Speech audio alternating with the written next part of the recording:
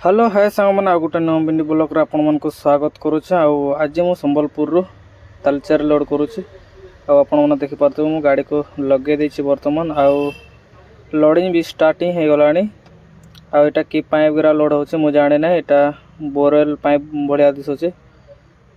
एमती किछि pipe load होची देखि पारथबे। ये कहूँ कि तोर वीडियो होची बोली कि कहूँ से मत देखुचे अनेकी देखि पारथबे। मते पचार पुणी आसुची कि तो वीडियो करूछु। हाँ वीडियो करूछु कहली से पुणी पळी गला। तो चलो हमती लोड होची आउरे भी प्रकार सामान गुरा लोड होची देखि पारथबे।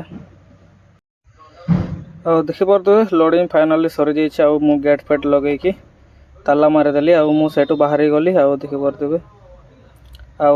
चलो से खाली लोकेशन को मु पहुंची जाइछि। तालचेर एटा तालचेर स्टेशन पाखरे खाली होची। रेलवे मालटा आसीथिला एमती किछि अछि। एमती सामान गुरा किछि आसीथिला। देख रेलवे सिग्नल गुरा सब आसीथिला। एटा सब रेलवे सिग्नल गुरा सब फाइनली खाली सरी गला। मु एटू बाहरी गली। आपण मन को केमती लागला मो वीडियोटा जदी भल लागला ताहले लाइक शेयर सब्सक्राइब निश्चय करिवे। तो